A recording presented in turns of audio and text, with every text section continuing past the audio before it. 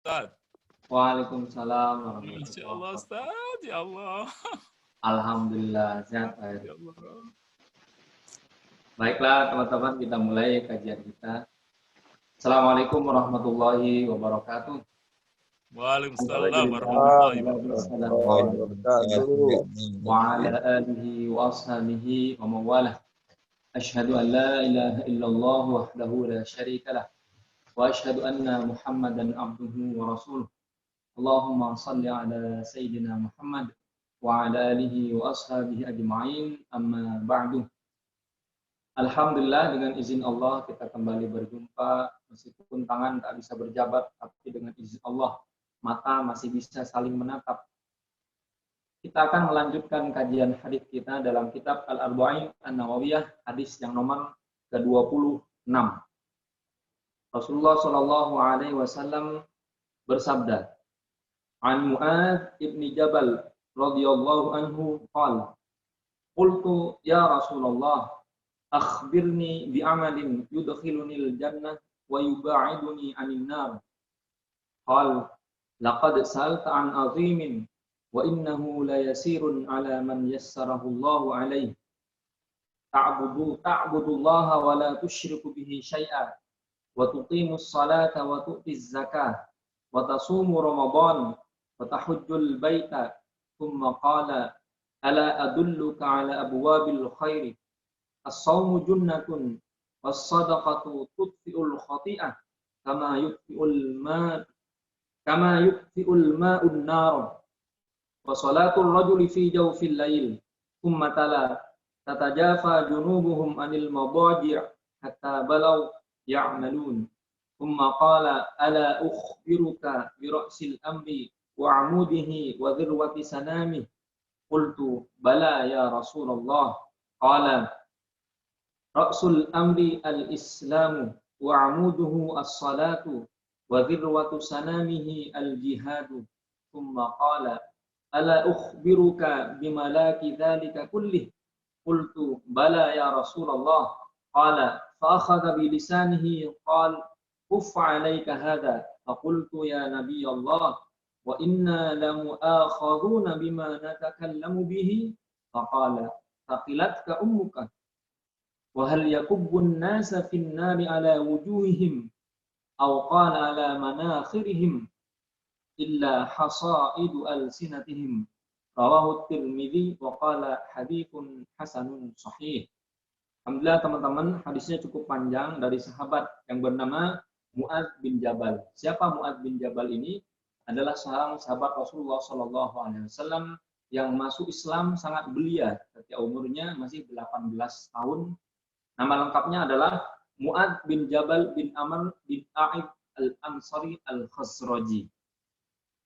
Beliau ketika hijrah bersama Rasulullah SAW sudah berada di Madinah, karena beliau adalah seorang al-Ansari al-Khazraji, suku besar yang ada di Madinah yang masuk dalam golongan Ansar, yaitu suku Khazraj dan suku Aus. Dan Mu'adz bin Jabal ini adalah seorang sahabat dari suku Khazraj. Kemudian ketika Rasulullah SAW hijrah dari Mekah ke Madinah, dipersaudarakanlah Abdullah bin Mas'ud dengan seorang Ansar yang berada di Madinah yang bernama Mu'adz bin Jabal.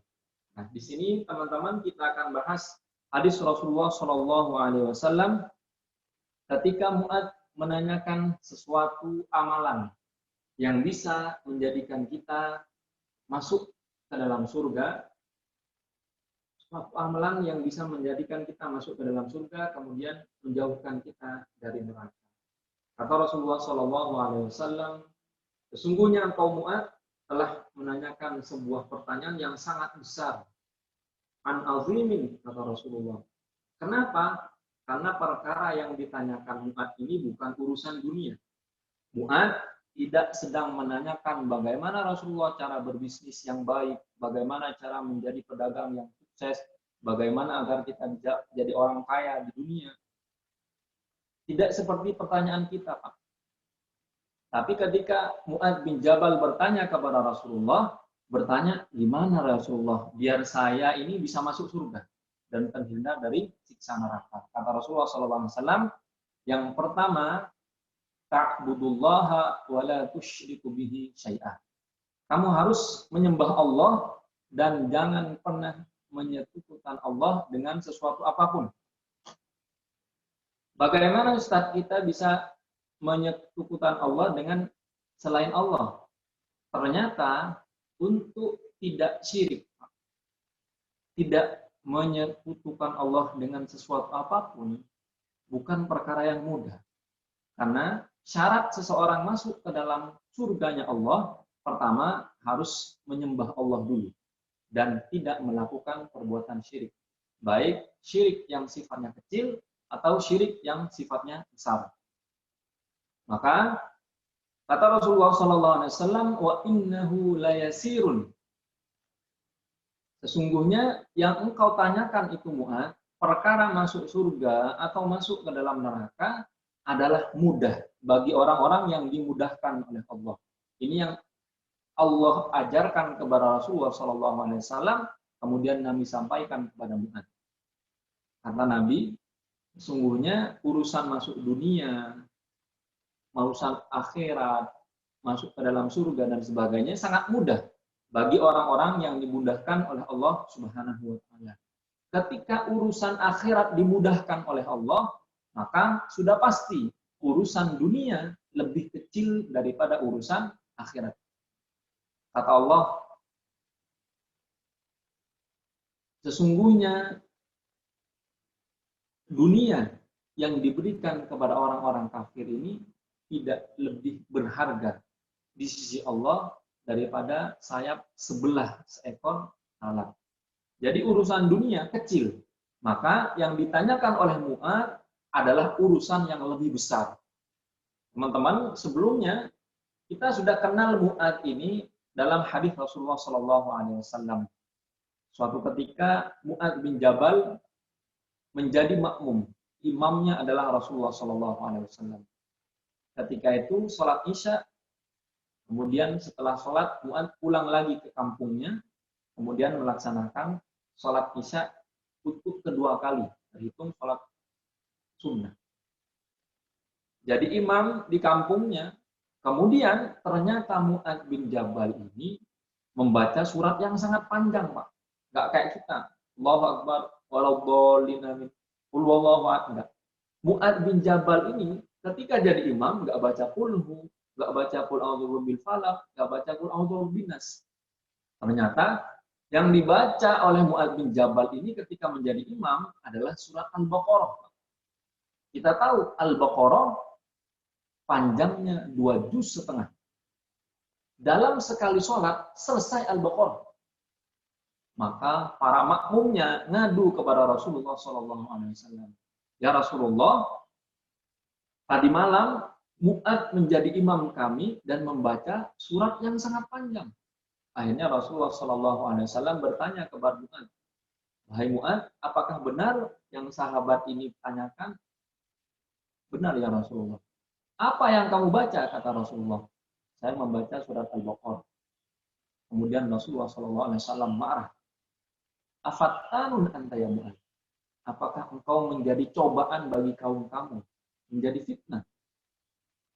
Kalau kamu jadi imam, maka ringankanlah bacaan. Karena kata Rasulullah, di antara makmum kamu itu ada orang tua, ada anak kecil, ada orang yang berkebutuhan. Maka dengan dalil ini, teman-teman yang sekarang jadi imam di rumah masing-masing, maka bacalah surat yang pendek-pendek saja. Ya, itu Ustaz memang sudah tiap hari Ustaz, saya nggak hafal surat yang panjang. Nah, itu dalilnya Pak. Memang kita dianjurkan ketika sholat, bacalah surat yang pendek-pendek saja. Qulhu boleh Ustaz? Boleh. Semua yang pendek-pendek boleh dibaca dengan dalil hadis ini. Bagaimana kalau makmum kita semua hafal Al-Quran? Nah, kalau kondisinya seperti ini beda. Kalau makmum kita, orang-orang yang sedang menghafalkan Al-Quran, maka kita dianjurkan untuk membaca ayat-ayat yang panjang. Tapi kalau makmum kita umum, belum menghafal Al-Quran, bahkan tidak mengerti bacaannya, maka kita dianjurkan untuk membaca surat yang pendek-pendek tadi. Kemudian kata Rasulullah SAW, sesungguhnya urusan ini Mu'ad, masuk surga, terhindar dari neraka, adalah urusan yang gampang buat Allah. Jadi teman-teman, ternyata surga dan neraka bagi Allah gampang. Apalagi urusan dunia. Maka orang yang masuk surga adalah orang yang memang dimudahkan oleh Allah Subhanahu wa taala untuk beramal. Saya berada bersama teman-teman, kalau tidak Allah mudahkan, Pak, nggak bisa kita ngadakan kajian ini. Ada saja hambatannya. Nggak ada waktu, Ustaz. Padahal 24 jam waktu kita hampir di rumah. Nggak ada kesempatan, Ustaz. Bukan tidak ada kesempatan. Allah tidak mudahkan. Kenapa dengan banyaknya waktu kita di rumah, dengan berkurangannya kegiatan kita di luar rumah, tidak ada pekerjaan yang bisa kita kerjakan dengan rutin, tapi kita tidak mampu untuk merutinkan sholat malam.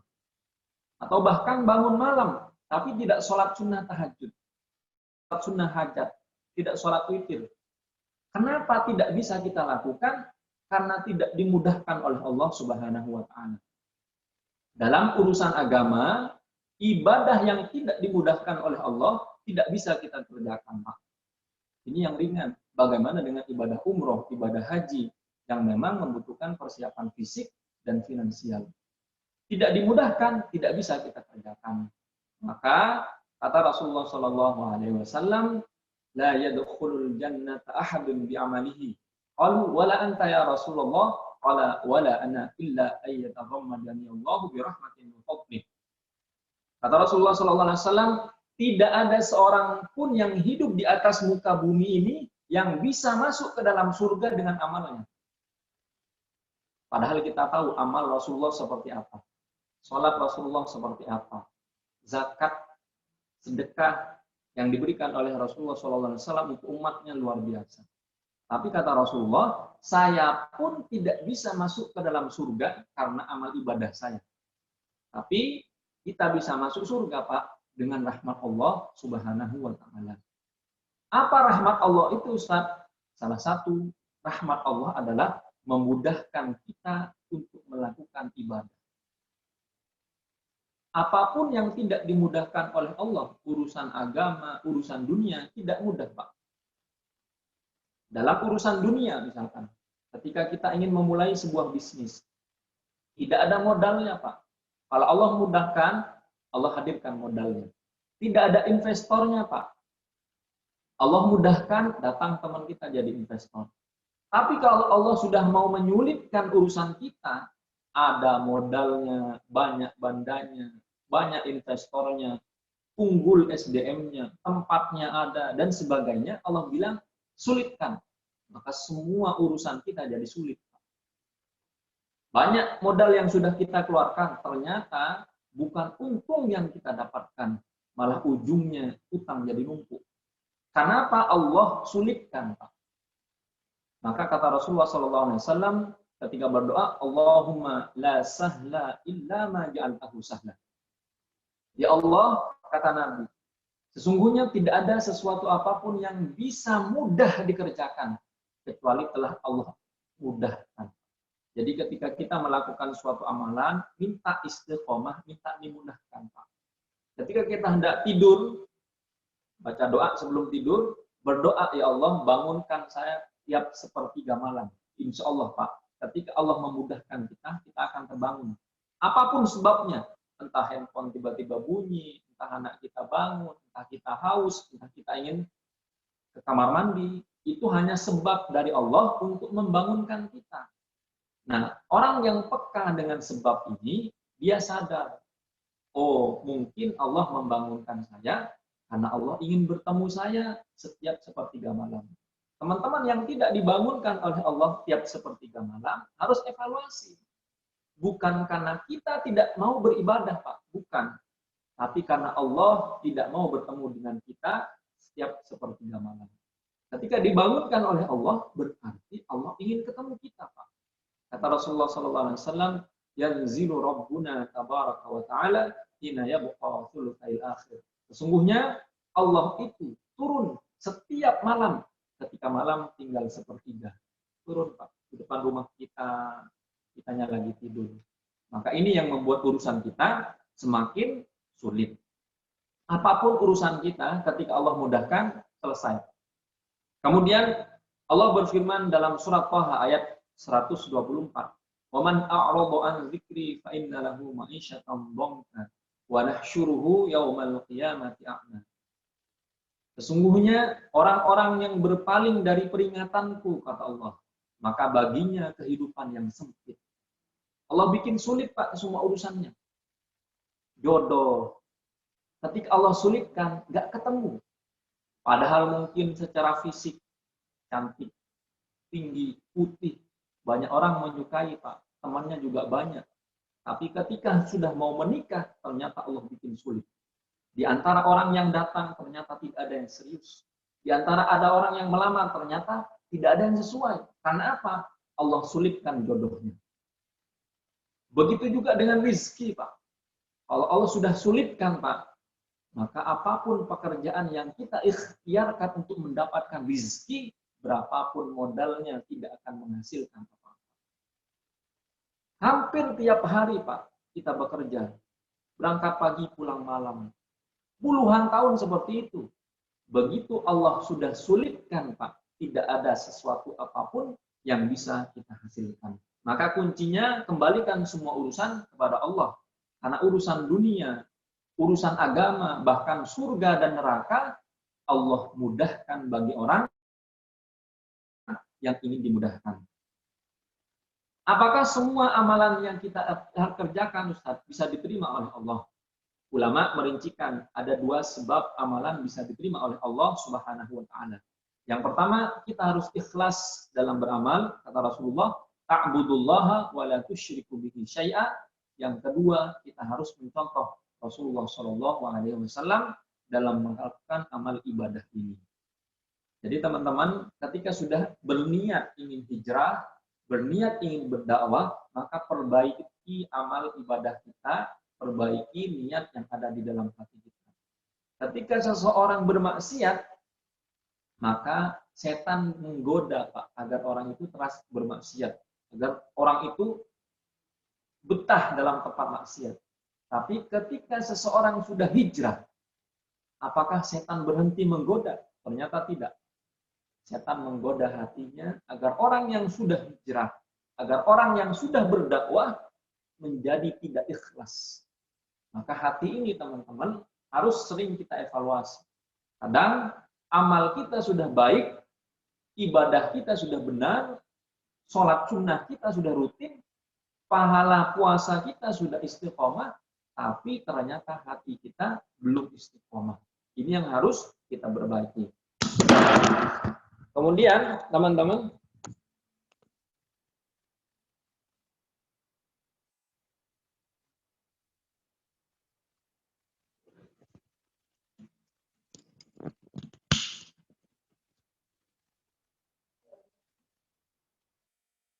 kata Rasulullah SAW selanjutnya, tuqimus shalah, kerjakanlah sholat.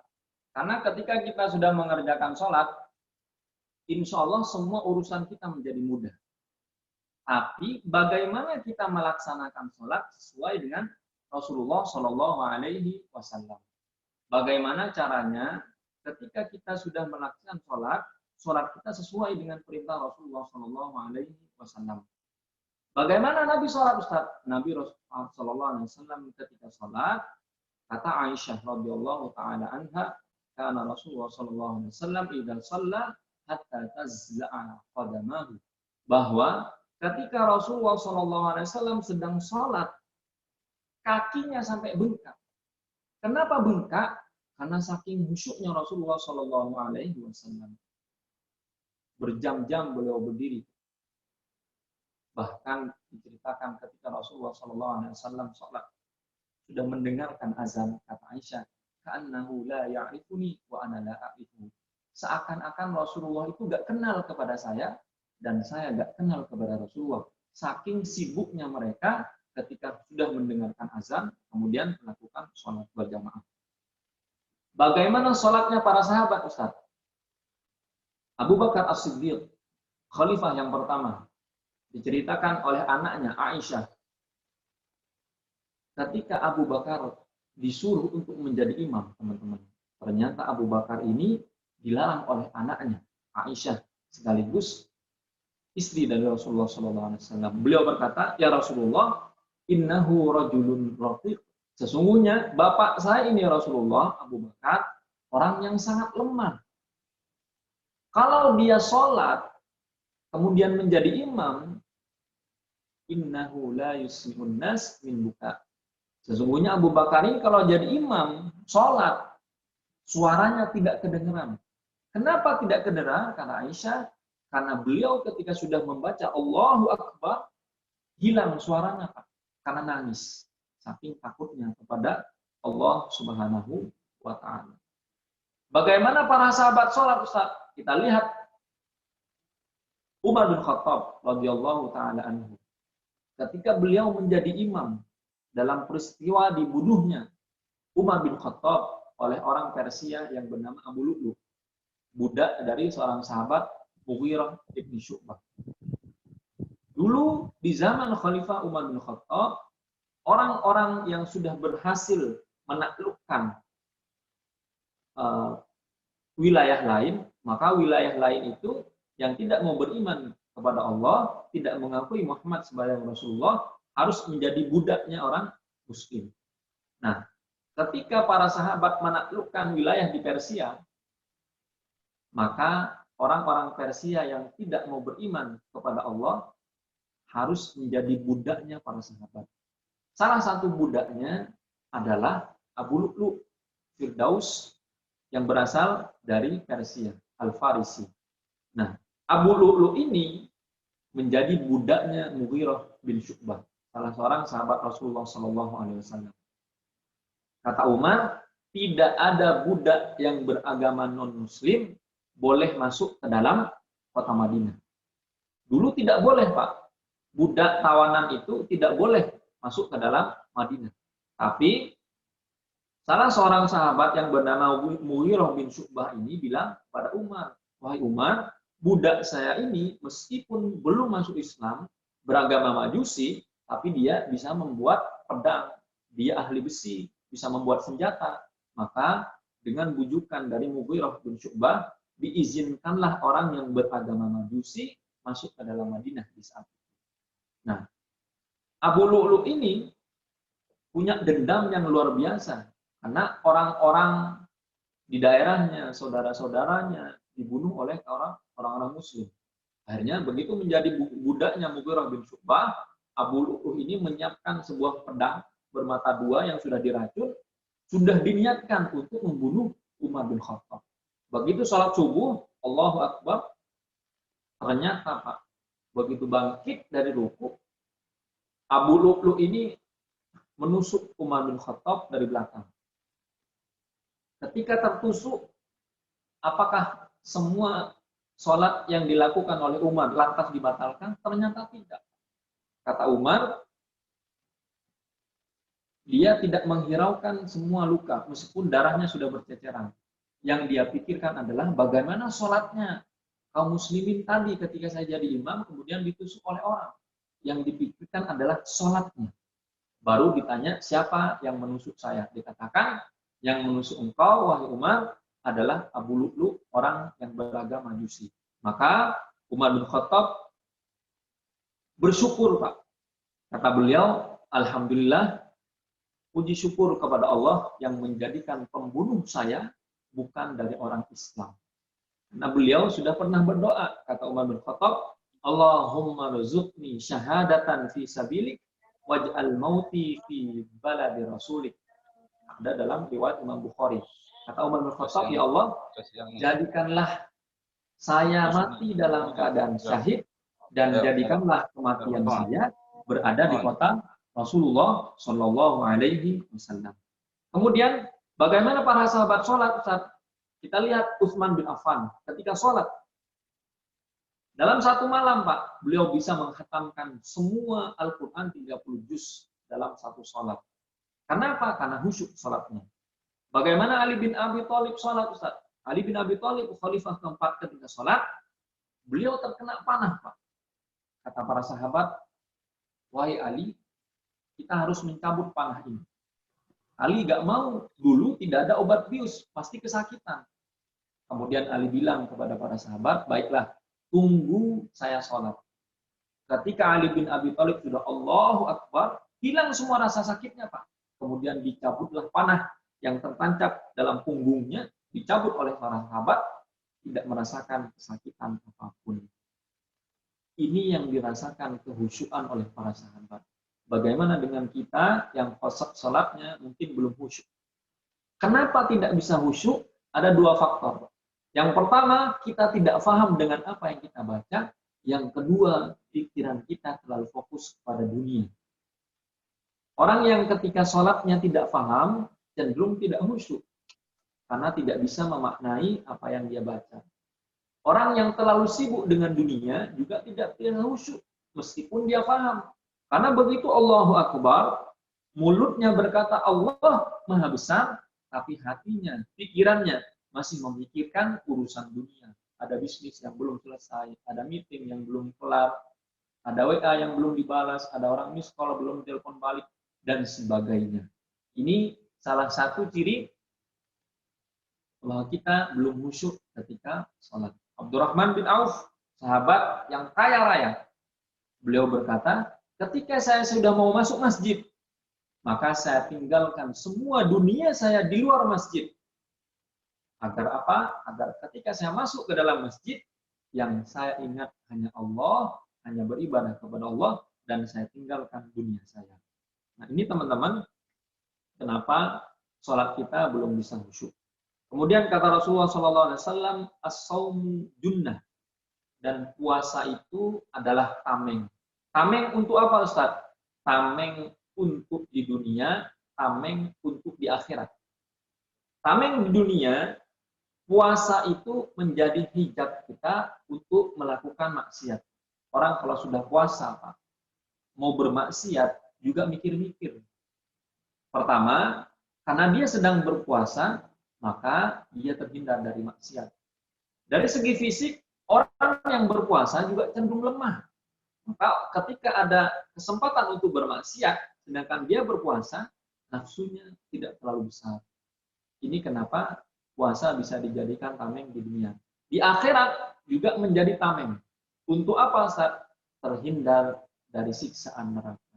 Kata Rasulullah SAW, barang siapa yang berpuasa 1 hari di jalan Allah, maka Allah akan menjauhkan orang yang berpuasa di dunia ini dengan neraka sejarak 70 tahun perjalanan. 1 hari kita akan dijauhkan selama 70 tahun perjalanan. Ini salah satu fungsi puasa. Kemudian puasa itu kata Rasulullah, pahalanya tidak ada takarannya. Kalau orang berpuasa tapi masih bermaksiat, maka tidak akan mendapatkan apa-apa dari puasanya kecuali rasa haus dan rasa lapar. Sebentar lagi kita akan memasuki bulan suci Ramadan. Dalam sebulan penuh kita akan berpuasa. Maka mulai dari sekarang kita evaluasi bahwa puasa itu bukan hanya kerjaan fisik, tapi juga kerjaan rohani. Hati kita dijaga, tidak suudzon kepada orang lain, tidak membicarakan aib orang lain, karena ada amalan-amalan yang pahalanya terhapus gara-gara perkataan kita. Insya Allah nanti kita bahas. Kemudian Rasulullah SAW juga menyebutkan di antara jalan Allah Subhanahu Wa Taala memudahkan hambanya masuk ke dalam surga dengan cara sedekah. Sedekah ini kata Rasulullah SAW, Innallaha yuhibbul abda at-taqi al-khafi. Ada amalan yang bisa kita lakukan dengan sembunyi-sembunyi. Maka ketika kita bisa menyembunyikan amalan kita, kita sembunyikan. Karena kata Rasulullah, amalan yang bisa dikerjakan secara sembunyi-sembunyi lebih baik daripada amalan yang kita kerjakan secara terang-terangan. Tapi kita juga harus tahu, ada amalan, amal ibadah yang bisa dilakukan sembunyi-sembunyi, ada yang tidak bisa sama sekali ketika lakukan sembunyi-sembunyi. Yang bisa dilakukan sembunyi-sembunyi, sholat tahajud, sholat duha, sholat witir, Bisa kita lakukan sembunyi-sembunyi, tengah malam, nggak ada orang tahu, kita matikan lampunya. Maka dianjurkan kita sembunyi-sembunyi. Kalau bisa keluarga kita nggak tahu, lebih baik. Kita sholat di kamar, istri kita nggak tahu, lebih baik. Kalau bisa, kalau tidak bisa, tidak apa-apa. Tapi ada amal ibadah yang tidak boleh dilakukan secara sembunyi-sembunyi. Contohnya apa, Ustaz? Naik haji, Pak. Naik haji. Kita mau naik haji, sembunyi-sembunyi. Nggak bisa, Pak. Pemerintah sudah mengatur. Kita harus ikut manasik. Kita harus bikin paspor dan sebagainya. Nggak mungkin sembunyi-sembunyi. Apalagi, Ustaz, contohnya berdakwah. Berdakwah, teman-teman, tidak bisa dilakukan sembunyi-sembunyi. Apalagi dalam kondisi seperti ini. Saya pribadi misalkan, saya nggak mau dakwah terang-terangan, Ustaz. Saya mau dakwahnya sembunyi-sembunyi. Kalau saya dakwah sembunyi-sembunyi, saya dakwah di kamar, bicara sendiri, ngomong sendiri. Nggak ada orang tahu, Pak. Maka kata Rasulullah, ada amal ibadah yang harus dilakukan terang-terangan. Sholat berjamaah. Semua orang tahu, Pak. Ketika kita sholat berjamaah di masjid, kita keluar rumah, kita pergi ke masjid, kita sholat di masjid, semua jamaah melihat kita. Dan itu dilakukan terang-terangan. Apakah nanti, Ustaz, kalau banyak orang tahu, kita nggak riya, Ustaz? Riya kembali kepada hati masing-masing. Kalau Allah sudah melaksanakan, sudah mewajibkan kita untuk melaksanakan sholat berjamaah, maka kita harus melakukan sholat berjamaah, baik ada orang tahu ataupun baik orang tidak tahu. Kalau Allah menyuruh kita untuk bersedekah, Pak, kalau bisa dilakukan sembunyi-sembunyi, sembunyi-sembunyi. Itu lebih baik. Tapi kalaupun tidak bisa dilakukan sembunyi-sembunyi, tetap kita harus sedekah. Kita misalkan dari MTL, ada ide untuk memberi makanan kepada orang-orang yang tidak mampu. Kita bagikan makan siang, Pak. Bisa kita sembunyi-sembunyi? Nggak bisa, Pak. Kita harus berada di depan rumah, di pinggir jalan, di kerumunan massa, baru kita bagikan. Bagaimana kalau kita sembunyi-sembunyi untuk membagikan makanan? Orang nggak tahu. Harus diiklankan. Maka amal ibadah yang diiklankan ini, niatnya harus tulus karena Allah Subhanahu wa Ta'ala. Berdakwah juga begitu. Kalau bisa dilakukan sembunyi-sembunyi adalah orang-orang yang memang tidak bisa berdakwah di depan kaca. Dakwahnya lewat apa, Ustaz? Lewat tulisan. Bisa dilakukan sembunyi-sembunyi, tulis tentang sirah Nabi, tentang sejarah para sahabat, tentang hukum-hukum Islam, kemudian disebarkan. Bisa dilakukan sembunyi-sembunyi. Tapi ada yang tidak bisa dilakukan sembunyi-sembunyi. Harus diumumkan, harus di-share. Contohnya adalah kegiatan yang sedang kita lakukan. Harus diumumkan. Kemudian kata Rasulullah SAW, setelah sedekah itu, Rasulullah SAW bersabda, "Ma naqasat shadaqatun min mal." Sesungguhnya sedekah yang kita keluarkan, Pak, sama sekali tidak mengurangi apa yang sudah kita punya. Benar, Ustaz? Kan harta kita berkurang kalau dikeluarkan. Itu versi kita, Pak. Versi Allah beda. Kata Allah dalam hadis qudsi, "Ya bani Adam, unfiq alaik." Wahai anak Adam, semua manusia, sedekahkanlah semua yang kamu punya, maka aku akan memberikan apa yang tidak kamu punya. Kalau kita yakin sedekah kita tidak berkurang, maka semakin banyak yang kita sedekahkan. Tapi kalau kita tidak yakin, Pak, ada yang salah dalam keimanan kita. Allah bilang keluarkan, maka yang di luar akan aku masukkan. Tapi begitu kita tidak mengeluarkan, Pak, hanya segitu-segitu saja. Karena yang di luar, rezeki yang di luar kita tidak mau masuk. Ini yang menjamin adalah Allah Subhanahu wa Ta'ala. Apa yang bisa kita sedekahkan, Ustaz? Yang terbaik. Apa yang terbaik, Ustaz? Yang paling dibutuhkan. Sekarang, seperti pandemi ini, apa yang dibutuhkan oleh orang-orang? Makanan, sembako. Maka bagi teman-teman yang ingin mensedekahkan makanannya, ingin menyedekahkan sembako, itu lebih baik sekarang. Yang paling dibutuhkan orang-orang adalah paling bagus untuk kita sedekahkan. Ini yang diajarkan oleh Rasulullah SAW sangat luar biasa, teman-teman. Bagaimana ketika kita menyedekahkan, ternyata harta kita. Hitungan sedekah tidak ada matematisnya. Dalam konsep iman, teman-teman, tidak boleh kita ada perhitungan. Ketika kita sudah meyakini Allah berkata seperti itu, Rasulullah menjanjikan seperti itu, maka tidak boleh kita memilah, tidak boleh kita memilih. Apa yang Allah perintahkan, kerjakan. Apa yang Allah larang, tinggalkan. Allah memerintahkan kita untuk sedekah, kerjakan. Ketika kita sudah beriman dengan janji Allah, maka hitungan matematis tidak berlaku. Kok bisa, Ustaz? Kita keluarkan 1.000, dapat ganti 1.000.000. Allah yang hitung, Pak. Kalau hitungannya logis, matematis, tidak ketemu. Bagaimana mungkin kita ngeluarin 1.000 ke tukang parkir, kita ngeluarkan 5.000 ke tukang parkir, Allah kasih 5 juta, 10 juta dari jalan yang tidak diduga-duga. Inilah kenapa Rasulullah SAW menganjurkan kita untuk memperbanyak sedekah ketika kita menginginkan surga yang paling tinggi.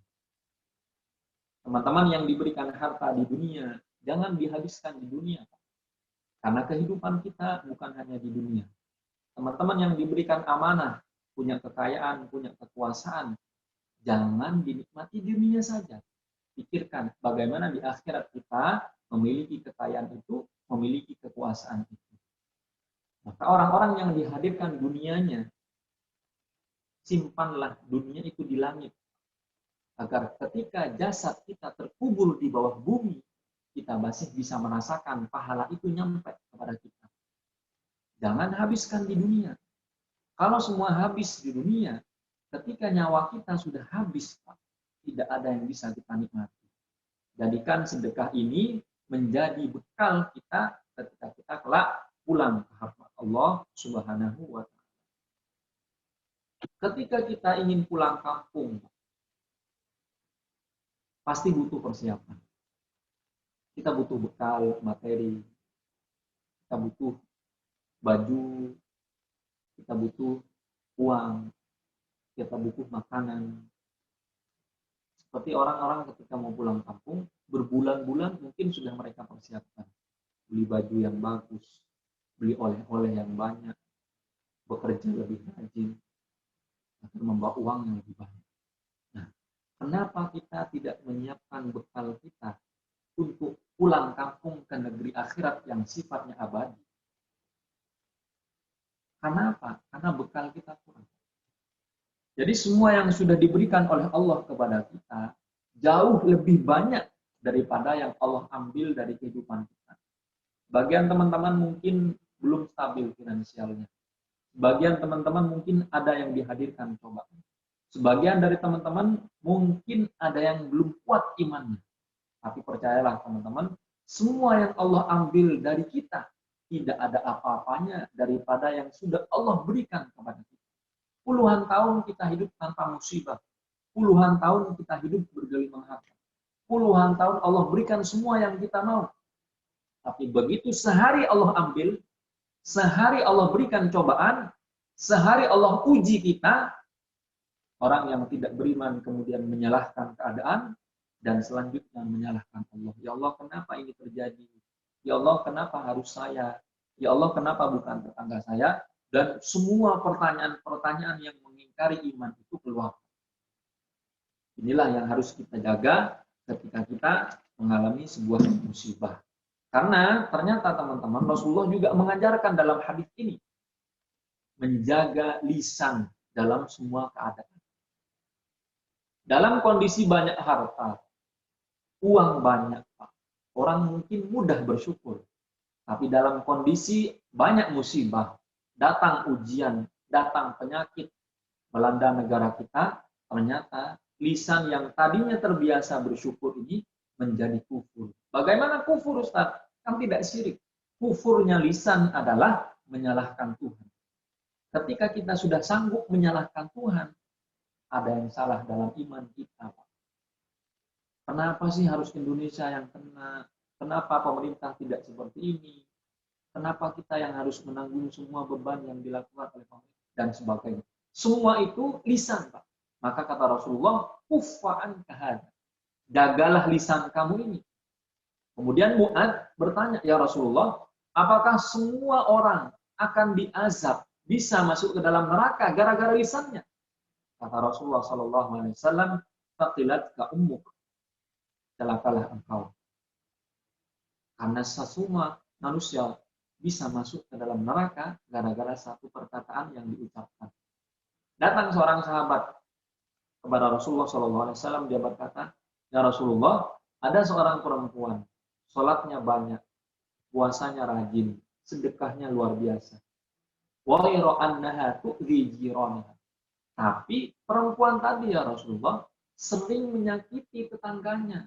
Kata-katanya pedes, Pak. Meskipun nggak pakai cabai. Kata-katanya bikin orang nangis. Meskipun hanya menyinggung. Nah, kata Rasulullah SAW, orang yang sholatnya banyak, puasanya banyak, sedekahnya banyak. Kalau mulutnya pedes, Pak, menyakiti hati tetangga, menyakiti hati saudara, kata Rasulullah, orang yang seperti ini masuk ke dalam neraka. Nauzubillah min dzalik. Kemudian Allah Subhanahu wa taala juga menegaskan, qaulun ma'rufu wa maghfiratun khairun min shadaqah yatba'uha adza. Bahwa perkataan yang baik, memaafkan orang lain, jauh lebih besar pahalanya daripada kita bersedekah materi, tapi mulut kita masih menyakiti. Ini yang bisa kita bahas, teman-teman. Jika ada yang ingin menambahkan tentang sedekah ini, jika ada yang ingin menanyakan tentang bab sedekah ini, kami persilahkan. Assalamualaikum warahmatullahi wabarakatuh. Waalaikumsalam warahmatullahi wabarakatuh. Ustadz Farhan, saya ikut prihatin Ustadz Farhan, Masya Allah. Saya dengar, melihat kemarin tuh, saya pas kebetulan lagi berkunjung anak saya di Bogor Sabtu malam itu, dan semalam baru pulang. Dan dalam hati saya, Masya Allah, belum bisa berkunjung Ustadz. Mudah-mudahan Ustadz diberikan kesabaran dan ketawakalan Ustadz. Dan sesuai dengan, kalau kita kaitkan dengan kondisi yang sekarang ini yang melanda Ustadz, itu kalau kita lihat surat Al-Baqarah ayat 155, ya ini dikatakan bahwa Allah itu akan menguji sedikit ketakutan, kelaparan, kekurangan harta, jiwa dan buah-buahan. Sesungguhnya mereka yang bersabar itulah yang beruntung. Kemudian ketika ayat 156, ketika kita sebagai orang muslim terkena musibah, katakanlah innalillahi wa inna ilaihi raji'un. Karena semuanya sudah kembali kepada Allah. Ya Ustaz, mudah-mudahan Ustaz diberikan kesabaran. Karena itu adalah merupakan orang yang diberikan tunjuk dari Allah. Dan hadiahnya adalah surga, Ustaz. Yang kedua, Ustaz, yang saya pertanyakan sesuai dengan salah satu hadis Rasulullah, bahwa sedekahkanlah segala harta yang paling kamu cintai, niscaya kelak kamu akan bertemu di akhirat. Nah itu gimana Ustadz itu? Mentakwilkan dari hadis itu. Jadi harta yang kita cinta itu meliputi apa saja. Karena saya kaitkan juga dengan salah satu hadis, sedekah yang paling utama itu adalah ketika kita masih sehat. Ketika kita masih mempunyai barang harta yang masih kita senangi, karena apabila kita menyedekahkan harta yang paling kita senangi itu adalah ada perasaan kan tadinya wah ini sangat berarti bagi kami, tapi justru disitulah ujian kita untuk menyedekahkan harta kita, karena itu adalah merupakan tabungan kita yang sebenarnya di akhirat kelak, dan itu merupakan harta kita yang sebenarnya kelak di akhirat. Terima kasih Ustaz, tolong diberikan penjelasannya. Terima kasih. Assalamualaikum warahmatullahi wabarakatuh. Waalaikumsalam warahmatullahi wabarakatuh. Baiklah Pak Heri, terima kasih. Teman-teman terima kasih semua atas dukungannya. Perlu kita yakini bahwa tidak ada suatu kejadian apapun yang terjadi kecuali dengan izin Allah. Jangankan musibah, kaki kita terkilir, Allah izinkan. Kalau tidak Allah izinkan, kaki kita tidak akan terkilir. Mobil keluar rumah diserempet orang, Allah izinkan diserempet, maka hal itu terjadi. Kalau tidak Allah izinkan, tidak akan pernah terjadi. Dan yang kita yakini adalah dalam setiap kondisi apapun, pasti Allah ikut campur. Dalam suka, duka, semua Allah ikut campur. Semua yang tidak enak kita terima, kita bersabar, jauh lebih baik daripada ketika kita mendapatkan banyak materi, kemudian kita tidak bisa bersyukur. Jadi ini teman-teman juga harus bisa meyakini semua yang sudah Allah ajarkan lewat Rasulullah SAW. Apa yang Allah ambil sekarang, Pak, tidak lebih banyak daripada yang sudah Allah berikan. Artinya apa? Yang diambil itu sedikit. Yang sudah diberikan lebih banyak. Kan Allah ambil sedikit saja. Yang sudah diberikan sejak dulu, banyak. Tidak bisa kita hitung. Bahkan kalaupun Allah mengambil materi, ternyata ada Allah yang tidak ambil, Pak. Yang jauh lebih besar dari materi apa? Iman.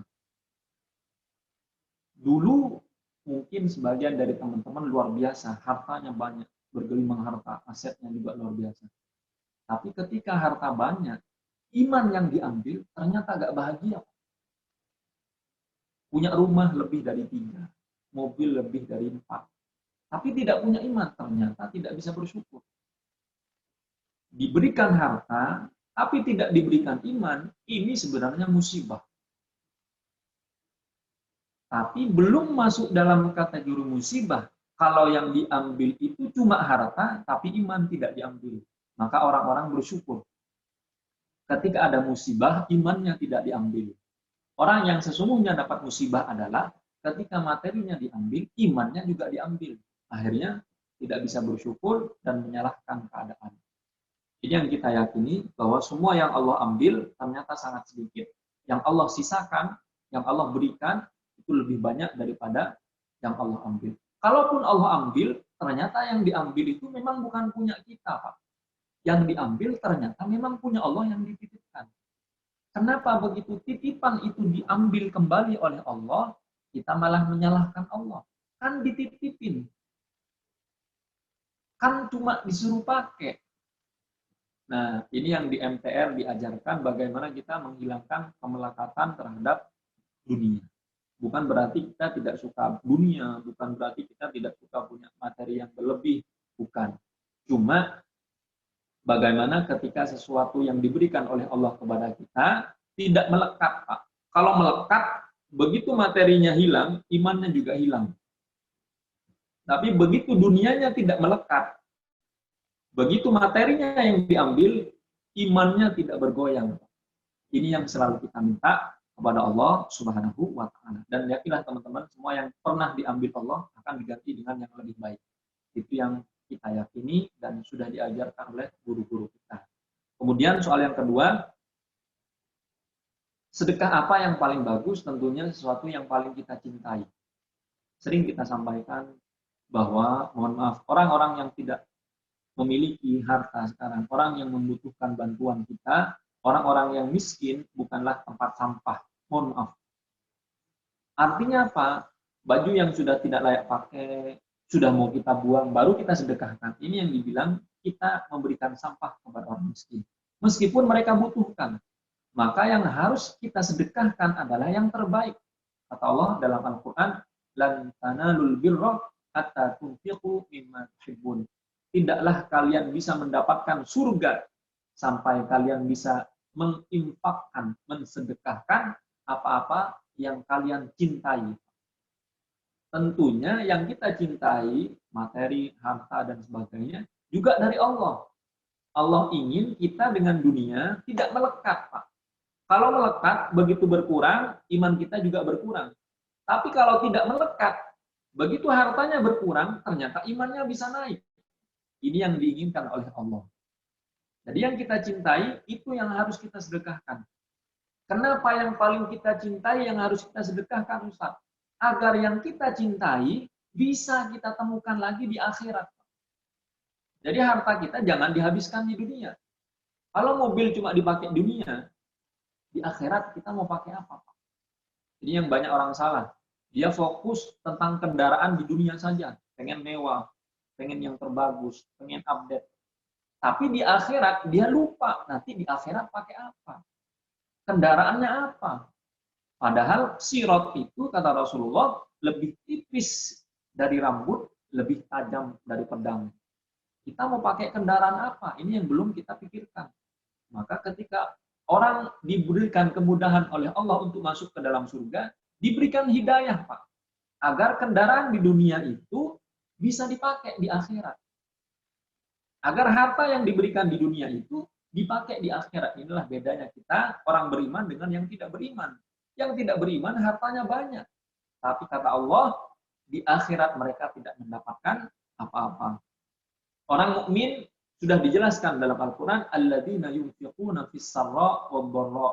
Orang yang ketika dia banyak uang, sedekah, ketika tidak banyak uang, juga masih sanggup untuk sedekah. Orang kaya sedekah, biasa aja bos. Karena duit kita banyak, kita sedekah. Biasa aja. Dalam kondisi Allah ngasih kita proyek besar, profitnya tinggi, kita sedekah biasa.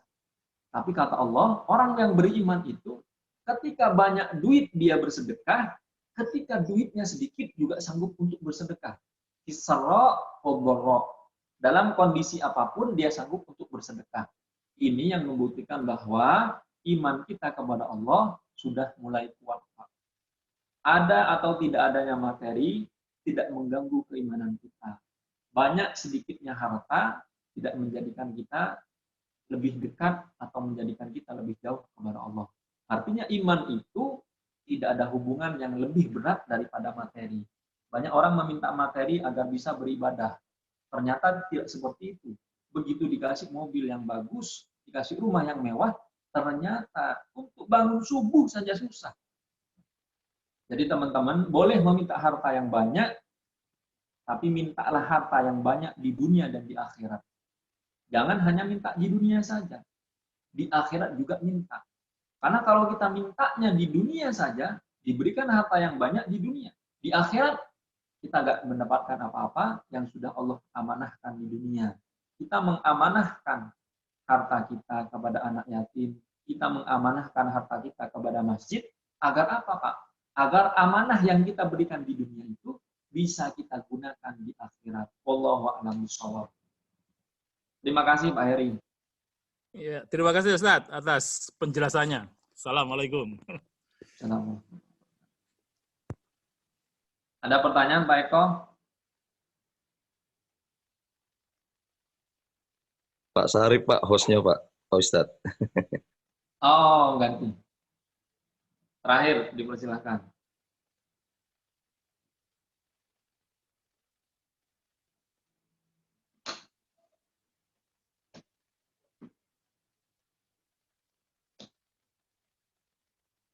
Assalamualaikum Ustaz.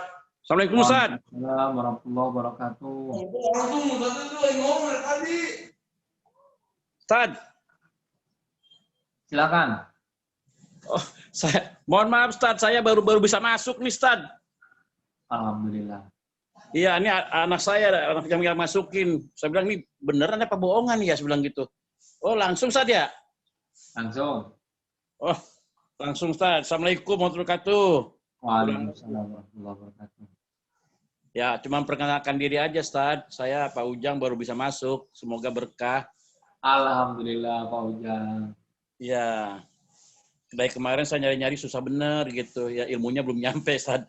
Baru hari ini bisa nyambung. Alhamdulillah deh. Mudah-mudahan cepat lunas hutangnya aja gitu aja Ustaz. Terima kasih.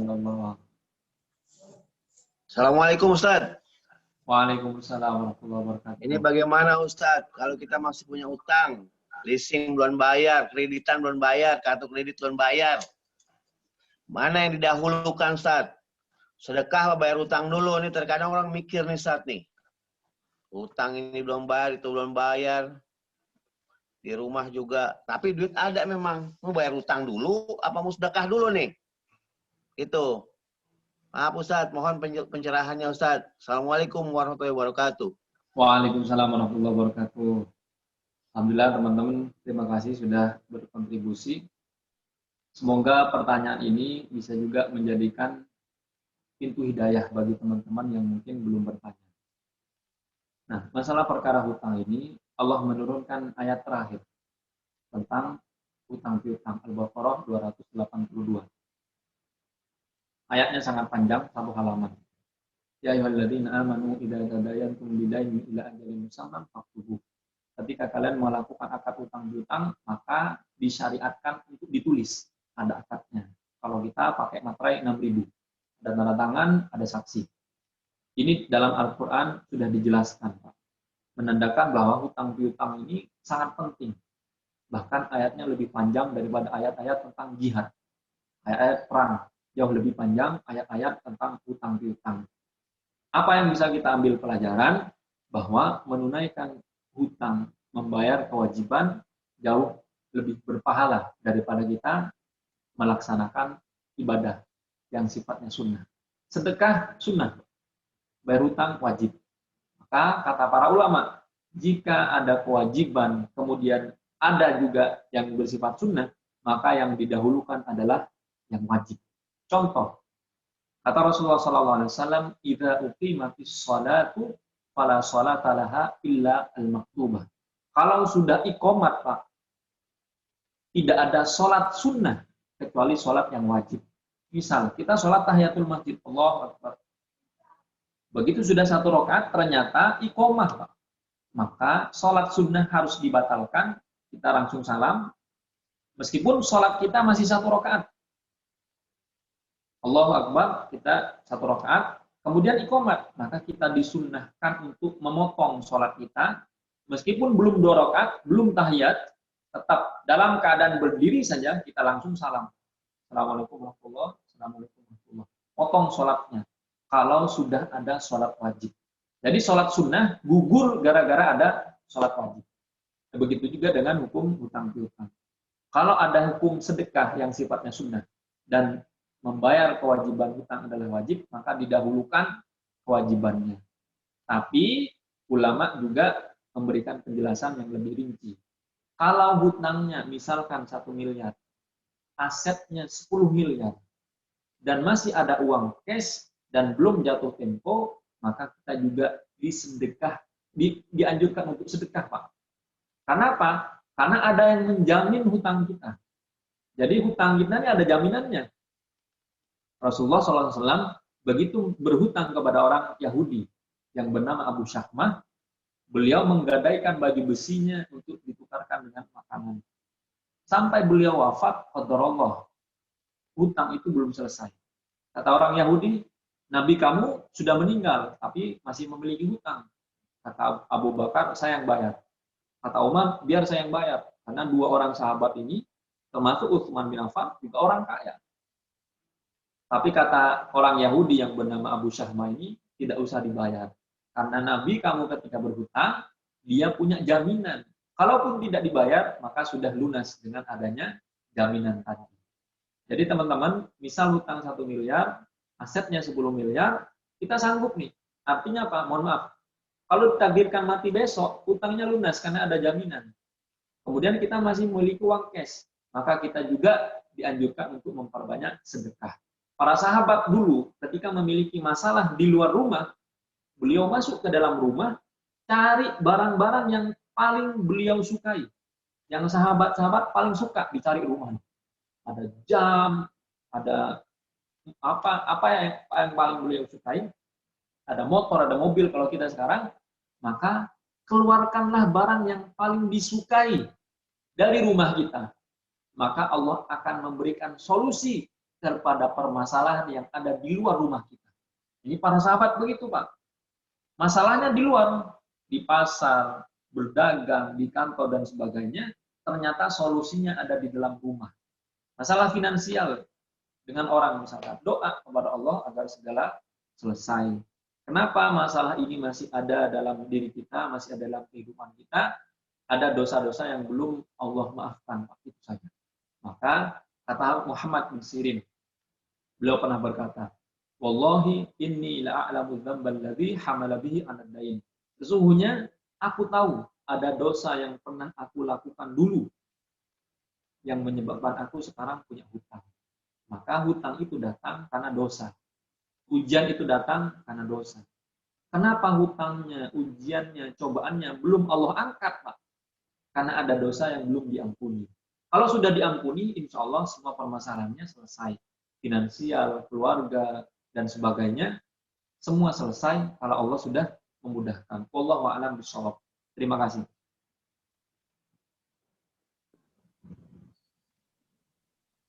Baiklah teman-teman. Terima kasih Ustadz atas penjelasannya. Assalamualaikum warahmatullahi wabarakatuh. Waalaikumsalam warahmatullahi wabarakatuh. Karena keterbatasan waktu, teman-teman, kita cukupkan kajian hadis kita pada pagi hari ini dengan sama-sama membaca doa kafaratul majlis. Subhanakallahumma wa bihamdika asyhadu an la ilaha illa anta astaghfiruka wa atubu ilaik. Sallallahu ala sayyidina Muhammad.